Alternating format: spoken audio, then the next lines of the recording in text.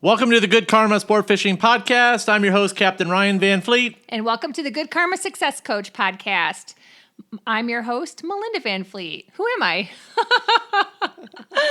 We always seem to struggle with our microphone issues, so we're doing our best to share a mic. Yes, I don't like to share. And Ryan's not good with sharing. So we are together again today on this windy day here in the Florida Keys. The weather has been awful, to say the least. Captain Ryan, your thoughts on that? It's been awful. It's been really bad. Yeah. So we thought we would make the best use of our time and do a podcast together for a topic that I've been wanting to talk about for quite some time, and that is our failures. And failure is a big word.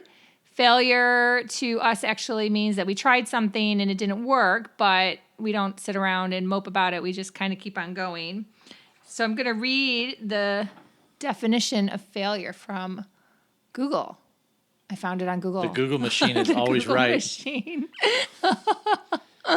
Failure is a lack of success in doing or achieving something, especially in relation to a particular activity.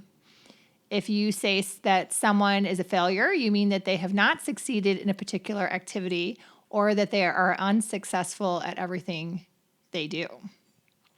But we've failed a lot and we've kind of figured it out. But I don't like to ever mislead anyone that it's been this journey of all these successes, because it hasn't been. No, it hasn't not. It hasn't been at all. No. I've been more open about talking about this kind of stuff. So I just had a message from somebody that I don't sugarcoat things, and that's what they like, and I don't sugarcoat things. So I think it's important, and I think that's what has been tough to watch out there in the land of podcasts and social media. You know, I only got on social media last April, which was April 2019, and I couldn't believe that, oh my gosh, all these people became rich and successful after 2 to 3 years. That's amazing.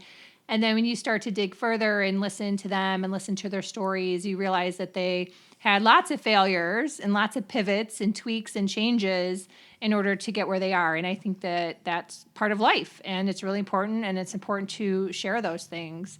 So I took a page of notes. I kind of wanted to do a brain data dump and took a bunch of notes that I thought would be fun to take a little trip down memory lane.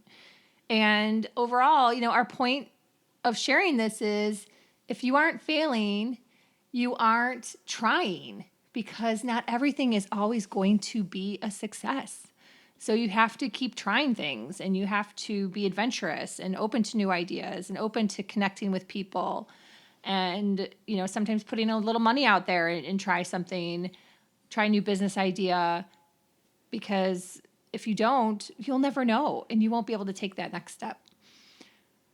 So when I think back, one of my failures right away was I failed to get a job as a buyer right away after I was laid off in 2009. Remember how I seriously thought I was going to get that job at Chico's? Yeah, I do remember that. Yeah, it was a really rough time. And I had been laid off, but you weren't laid off yet. And the goal was, because we had been talking about moving to Florida, we'd been manifesting it, and it was like everything was about moving to Florida. Everything. Moving to Florida or moving someplace where it never snowed.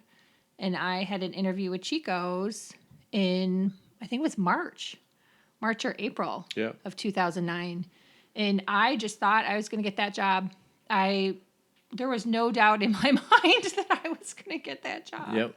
And they strung me along for months. And then finally in May, it had to be from like March to May. Finally in May, I got the letter that I didn't get the job. Yep. And it was pretty crushing. And then you got laid off in June. Yep, and mine early part of June, right away. Came in the early part of June.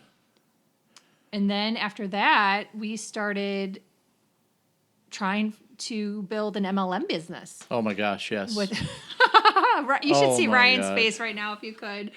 As this, I still remember the day you came home with the idea. The boxes of that shit. Well, well, I don't know if it was shit, but No, it wasn't shit. I shouldn't have said that. so we joined Trump Network before it had launched, thinking that when it made it big, that we would be on the forefront and we would be so successful and all these people would be in our downline and we would just be making money hand over fist. And we kept at it till, well, November was the launch when we came to Miami. I mean, we lived in the Keys by then, but we went to the big launch where Trump actually came, and that was in November. Yeah. So we tried it for 6 months? Yeah, we tried it. For 6 months. For 6 months. And then we tried some other MLMs and we tried to package it together, and you actually created a website. Yeah. That I created a website. I had somebody pay to do it. But you did a lot. You did I did a lot of it. That was Yeah. Ryan's first foray Yeah. into websites and Yeah. newsletters, and oh my Yeah. gosh. It was 3 MLMs combined into one that we Oh my kind of gosh. marketed as a health MLM. Yeah, it has a health wellness. MLM, yeah. Yeah. That did not Oh my work out. gosh. You're bringing back way too many memories. I know. It's good for people to hear the failures. Yes, but I don't like to talk about those. I know, but we don't sit. Well, that's my point too, for the audience, is that we don't sit and dwell on them. We've moved past them, and we don't go, wish we wouldn't have, wish we shouldn't have done that.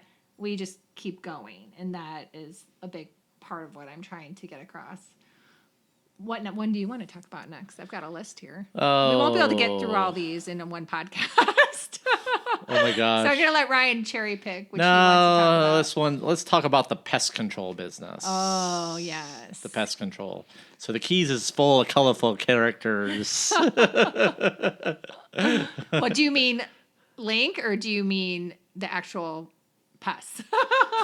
Yeah. Oh my God. Both. Both. That's right. Let's tell you, I was just very naive when I moved to the Keys. We were happy and excited. Yeah, and I was South Florida, the Keys, is about everything you've read about. Especially not so much like, I don't know what I'm trying to say, but anyways, the Keys is full of colorful, lots of characters. So, and those type of characters tend to latch on to new people, and for some reason, I had a few of those latch on to me. Yeah, you did. Yeah. You totally did. Our first year or two was full of all these characters that kind of latched on to you. And one had a pest control business. And Yes, the pest control business. Mm-hmm. Oh my gosh. So I was really trying to get a mate job at the time, which I was doing everything I could. But I needed to bring in some cash. I needed to work. I needed to make some money. I just needed to make some money. And so I ended up going to work for this guy who drank a lot, smoked a lot, and I ended up becoming his professional chauffeur to drive him around to the places in his pest control business. And he promised that, he had me sign this, pay. The big thing is down here is that a lot of these people that have these businesses, they get hire people for sweat equity. So they make them, they lead them on with these little carrots saying, I'm going to make you an owner. Yeah, they're going to make you a partner. Make you a partner. And that happens a lot down here with businesses, boat rental businesses, all these little businesses that these people have that they can't really afford to pay anybody. So they lead you on with this partnership thing. And then they don't want to work very hard. So Yeah. they need someone else to do the work. Right. Because they would rather be living the Keys lifestyle, Drinking at happy hour. drinking at happy hour. So you got sucked into one of those yeah. situations. So I got sucked into one of those situations. Hard to get paid, had to chase money, and get calls in the middle of the night because he was drunk, and I'd have to chauffeur him to his job while he sat and drank while I did the work. So it was pretty embarrassing, actually. But I don't mind getting dirty at all. I did not care. I actually kind of enjoyed the work a little bit because it was something to do, and I needed them, and it was income, at least what I thought. But it was hard to get paid, and I had to harass him for the money, and I was like, oh my God, what a nightmare. Yeah. So So we moved on from that finally, but it Yeah. took a little while. yeah, it was a lot of drama in that. Because you tried to get some other jobs too. I remember the day Yeah. that you applied and went for an interview at Kmart. Right. I tried to work at Kmart, but I was At overqualified. Kmart, and he got turned down from working at Kmart. Yes. And then I had the Turtle Hospital was like the final straw. So I was in the process of being hired to manage the Turtle Hospital down in Marathon. And I went through the interview process, and it was great, and I was basically going to get hired. Oh my God, I almost forgot about this one, the Turtle Hospital. Yeah, because we were even going to live separately. Yeah. So you could be down there. Because Marathon is an hour from Tavernier, where we live. Yep. And they had housing on premise because he'd have to be on call a lot because of the turtles. And we were actually going to live separately for Yeah. the majority of the week in order for you to get this job because you needed a job so badly. Yeah. And we were kind of desperate. I was desperate, and the Turtle Hospital job was kind of a dream job for me because number one, I have a degree in biology, and that's what I wanted to do when I got out of school was work in marine biology. So, and then with my business background and what I did as far as a professional level, I was the perfect fit for the job as far as managing the facility. And then when I interviewed with the owner, the big owner at the Turtle Hospital, and he just was like, I'm trying to put the polite way to put this, but I was overly qualified. I had too much for him. So, and I thought, whoa. And I was like, what does that mean, being overly qualified? Something that I had a passion to do. And I had too much. And he didn't think you would stay. And he didn't that think was really the feedback. He didn't think that you would stay with it. That I would stay with it because I was like, okay. So that was a blow. It was a blow. I mean, I interviewed with the head. Now the Turtle Hospital is like one of the nationally ranked, like it's a national organization, and I do think about that job once in a while, but well, it wasn't meant to be. It wasn't meant to be. See, so we kept on pushing through the failures and the hard knocks that we kept getting of like, that didn't work out. We didn't get that job. For me, after I didn't get the job at Chico's, Ryan actually found a sales job for me on the Craigslist. Oh my gosh, yes, the Craigslist. This was job. when we lived in Minneapolis still. It was July of 2009. So we already made the decision that we were moving to South Florida. And Ryan found this sales job with a very vague description on the Craigslist for me. And he was like, look. So I ended up chatting with the owner. And he lived majority of the time in Vietnam and traveled back and forth a little bit to Boca Raton. And he was looking for sales reps in the United States that had a lot of persistence and patience and could cold call and basically build a sales company. And then he had connections to the factories in China and Vietnam primarily.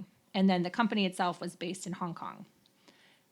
To me, it was my dream job because I had been a buyer for 16 years. I had tons of buying connections, friends that, in retail, you move around a lot. So someone that might have been a buyer with me at Target then went on to JCPenney's or something like that, right? You get the drift. And to me, I was like, oh my gosh, I have tons of connections. I want to be in sales. I just kept seeing dollar signs, and I thought this was going to be just a home run. And I was so excited. So I got the job. We moved to Florida, but there wasn't any pay. It was 100% commission with no leads, no account base, nothing. Like it was all going to be my sweat equity, finding leads, finding connections, and getting these orders shipped and delivered, which if you are in any type of production business, takes months and months and months. But I still was gung-ho. I thought, like in a year or two, this is going to be huge, and this is awesome. I'm super excited. Every which way I turned was a nightmare. It was a nightmare. It was 2 years of my worst nightmare. Worse than the toxic situation I was in at a former Fortune 500 company that I'll talk about someday. Worse than getting laid off when you didn't think that you would get laid off and you did. Worse than anything I could imagine. I would sit and cry because I was so frustrated and I didn't know what to do because I put all my cards on this going well. I'd put all my cards on this becoming our source of income, and that I'd start to get income and we'd start to pay off credit cards that we were using in order to survive. And I just thought that this was going to be it. And finally, after 2 years, I just sat at Harry Harris on the rock, and I'll never forget that day, and just asked God. I'm like, I don't know what to do. I don't know what to do, and I can't take it anymore. And I just think I need to quit and walk away. And I did. But I suffered through that for 2 years. 2 years. 2 years of agony. Agony, getting screamed at from customers and from the man who owned the business. And one second he'd have me laughing, and the next second I'd be in tears because he'd be screaming at me, and I'm not a wuss. And oh, it was so bad. It was so frustrating. Everything was out of my control, and nothing ever went right. It was truly a nightmare. But after that, it made me pray and ask God for what was my next step, and I ended up finding a handbag line to rep and started all over. And to this day, I honestly don't know what the lesson was in that. I'm sure someone could probably tell me a lesson of, perseverance or, whatever. I keep thinking there's going to be some other lesson. Maybe when I die someday on my deathbed, it'll come to me. But that agony of 2 years of what I went through dealing with someone overseas was like nothing I could ever put my finger on. But we kept going. Yep. We kept going, and we didn't move back home. No. And everyone kept saying, oh, you're going to move back north. You're going to move back to Illinois or whatever. And we were like, no, we are going to figure it out, and we're going to keep going, and we're going to make it work, and we'll figure it out. Yep. So, yeah. And then when you had your first boat. Oh my gosh, yeah, the first boat. The first boat we bought off Snowbird neighbors, Art and Joan. Yeah, it was a great runabout boat, but I still remember the day it blew up. The power heads blew up on me when I was out in like 500 feet of water, and I drifted up past Carey's Fort, and that was a nightmare. And somehow Cito got a hold of my location through my cell phone, and I don't know how the hell it happened, but I remember getting towed back in and the boat engine being broke, like being blown up. I didn't have any money to fix it, and I knew that was it deep down. And yeah, it was hard. I remember when you said to me, you just lost your best friend. So it was a great starter boat for me. And it had an old Johnson Evinrude on it. Oh my God, you had to do the oil because it was a two-stroke? Yeah, old two-stroke. It was just but man, I had that thing. It was kind of fun to fish in, but I was, anyway, so everything happens for a reason. I still remember it, and I caught some, and it just kind of got me started, but then when that engine blew up, it was over. Yeah, and we had problems with it. We had friends come and to go out fishing and swimming, and the thing would die all the time. It would die and break. You had it for a long enough time to practice and work on getting hours and worked on getting hours with all the other things you did. Yep. It helped you to learn the waters. Yep. And it served its purpose. And then it died. Yep, and then it died. It died. And it sat there. So then when captain class came up for Ryan, I was like, you are going to get your captain's license. You are not meant to be a mate. You are not supposed to be working for someone else. You are going to get your captain's license. So he went to Marathon to go to the course. He didn't do it online. He literally went down to captain's course class. Yep. Did it all, and I still remember that we were going to use that boat for trade-in on the Good Karma, God. and the boat didn't have any working bilge pumps on it. So it was pouring rain. Yeah, and pouring rain, like the worst rain you could imagine. And Ryan's at class, mind you, in Marathon. Like I said, is an hour away from where we live. We needed a boat to trade. And we needed a boat to trade. And I went outside and saw that the boat was sinking. Yes, the boat was sinking. It was sinking in the slip. It was going down. So I got a bucket because it was actually parked in a slip outside the condo building where we lived at the time. So in the pouring rain, I got a bucket and figured out where the water was compiling in the lower part, like a bait box, would you say that was? Yeah. Yeah, in the front of the boat. Yep. And actually it was in the back of the boat. And I just started shoveling out the water with the bucket. And everyone from the building, mind you, people in the building stood there on the patio and watched me. So this is when and that I just kept praying. Yeah, so when that happened, when people sat and watched her, I learned a lot that day when I heard about this, and it kind of changed it changed everything. Dynamics of the building for us. That changed everything, the dynamics of the people. No one came to help me at all. No one came to help her, and it just changed the dynamics of how I viewed certain folks from certain areas, and how things changed for us. So I'm not going to get into it, but let's just say I'm very cautious about who I do business with in South Florida, just because of that, for those reasons. Yeah, it was our nightmare, and I had to save that boat because that was our down payment on the Good Karma. So yeah, I did it. Yeah, she did it. I finally got all the water out, and it stopped raining, and the boat did not sink, and we were able to use it for a trade-in. Yep, and the day that Virgil came to get the boat from us, he came to get the boat, and I just sat on that dock, and I just prayed and prayed and prayed, and I said, please, God, let Virgil safely get the boat back to this place. Please, God, and just over and over and over praying that boat and that Virgil would be okay and get the boat back. And he did. And he did. And he turned it around and he flipped it and he made money. Yeah. So Virgil. It's so crazy. Virgil was the sales guy we met at Boats Direct when it was, took the boat. And his son, Virgil, who's now my mechanic, who's been my mechanic. Virgil and Scott have been my mechanics since almost from the beginning. From the beginning. So when I bought the Good Karma from Virgil's dad, and Virgil now works at Gus's Toy Box in Key Largo. He is the guy to go to.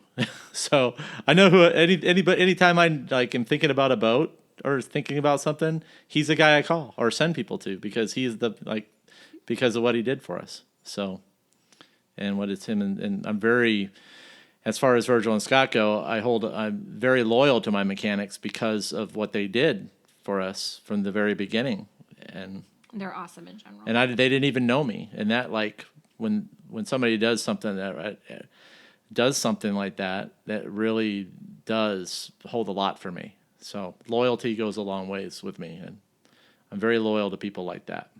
Yeah. So that's just a few that we thought we'd share. We could talk about this for days, probably, because our list goes on. I mean, we try stuff all the time. Oh my gosh, yes. We've spent money and we've tried things, and it's just part of life. And why I just wanted to do that is, if someone thinks that, oh, Ryan has it easy and it's so easy. No, it's not. We deal with stuff every day, and it's not that we're victims or martyrs. That's not my point. Our point is that you should too. So if you're being cautious or you're afraid and you don't want to try something or pay money to start something with your business or grow, we all fail. Yeah.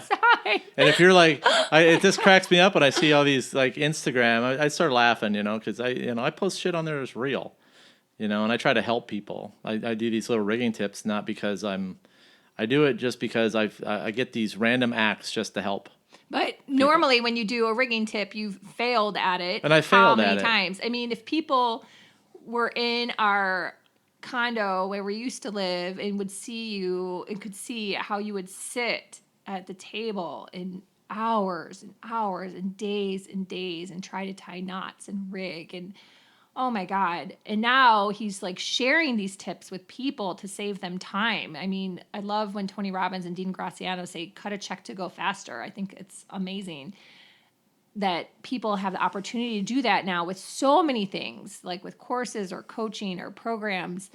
You know, hire somebody to help you if you need that help. Because why not? Why not? Why would you waste the time? Why would you waste money on trial and error for stuff that may not work?